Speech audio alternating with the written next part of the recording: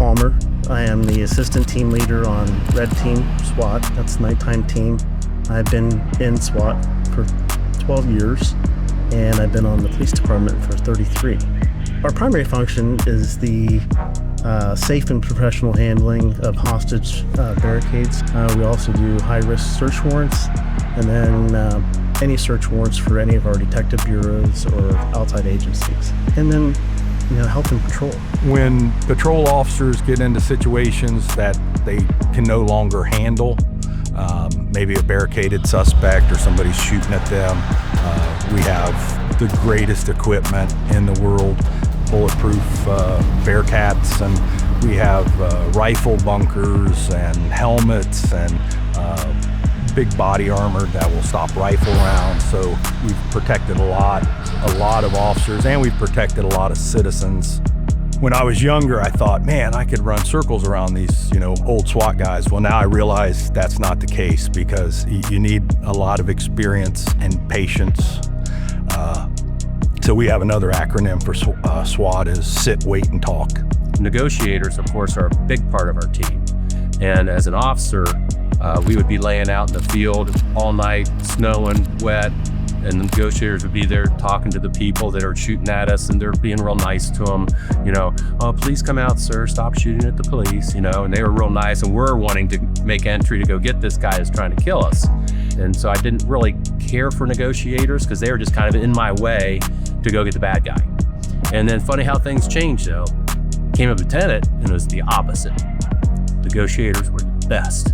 They kept my guys from going into harm's way.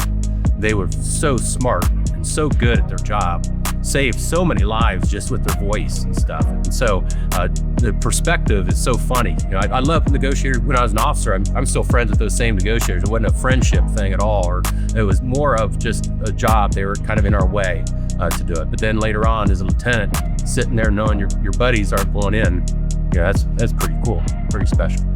We do take a lot of dangerous people into custody without harming them.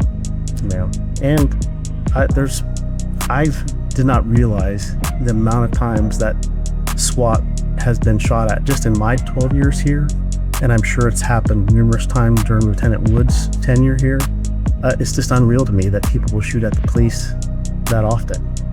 The longest barricade I was on was 27 hours, and he had 5 kids held hostage, and he had shot his wife and then was holding the kids hostage. And we got the last kid out finally after like 26 and a half hours. And then he said he was gonna suicide by cop, and he ended up coming out to us and gave up. So pretty cool. And that happened a lot. We saved so many suicidal lives, and not just the SWAT guys. This is hostage negotiators.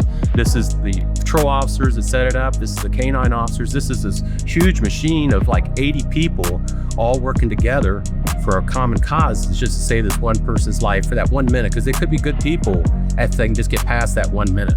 What's interesting about the job is that you can go to a hostage barricade and save somebody's life, and you go back to the office and it's like, great job. We debrief, we say, what we did right, what we did wrong, and try to fix anything that we did wrong and train out of it if we did something that was trainable.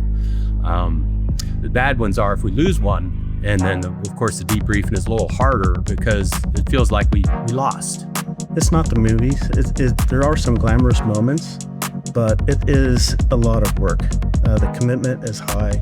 You have to be and be surrounded by dedicated people that are committed to one task, and that's all of us getting home safely every day. That's our primary. We got to get home. We got to get there to do good, and then we have to get back home to do it all over again tomorrow.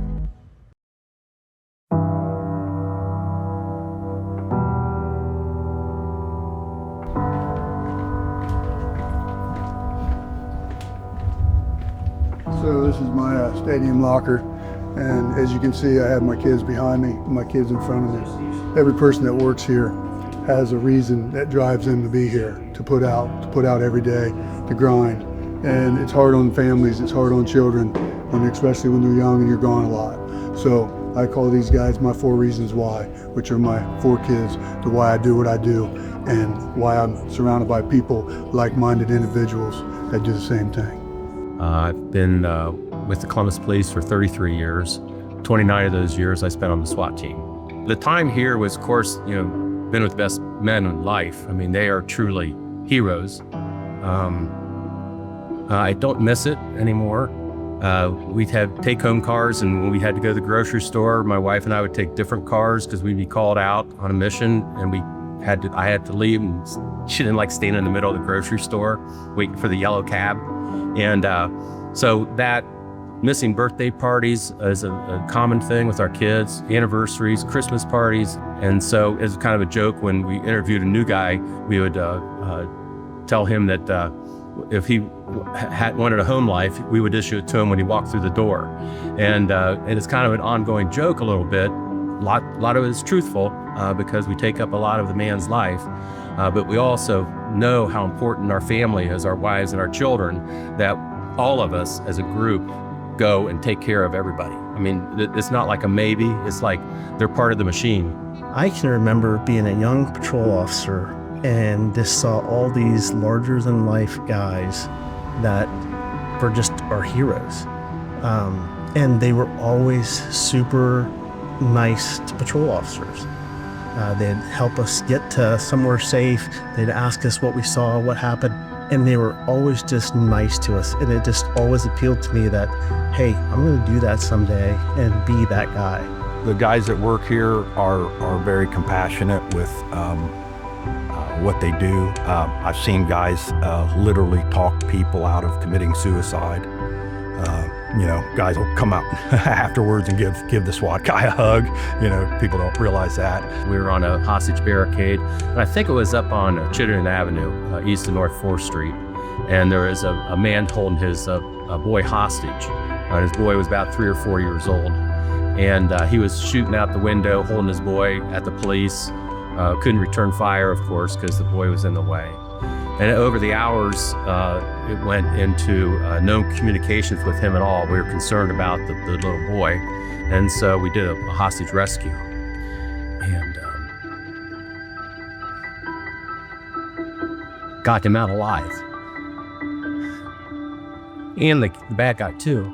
And it always feels so good. So that's one of my, there's 2 of them where they're like that. But that one in particular, it's a great day. The day that I'll never forget is the day that Steve Smith was shot and killed when we were at work.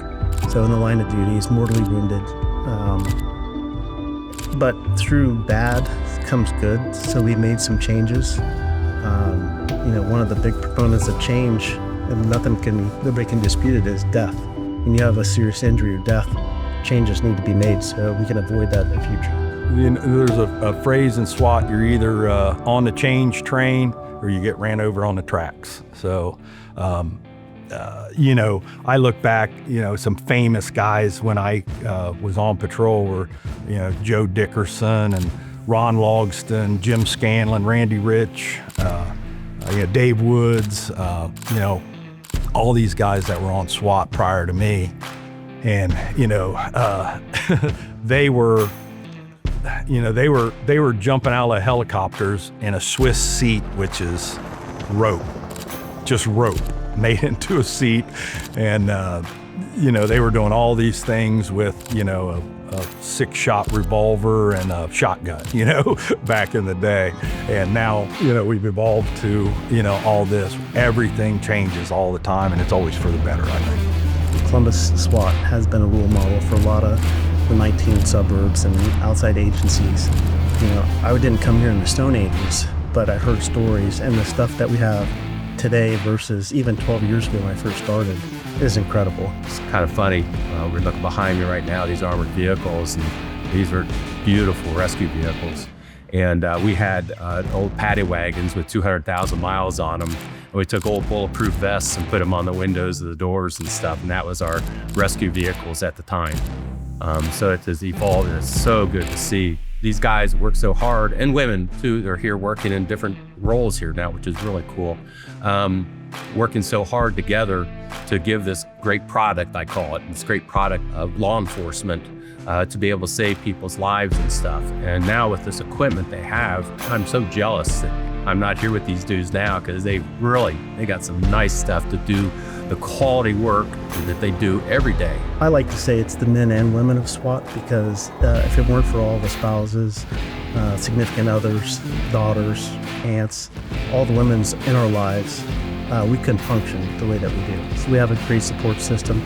But 26 officers are here now, and there's literally hundreds of policemen on the Division of Police that could do this job. They just aren't here yet, and they're going to be here, and they got to be ready to help us. But there's so many that can do this job, and that's gratifying for all of us, because they're out on the street right now being great policemen. And what a wonderful thing that is to have here in the city of Columbus. We're lucky, truly lucky.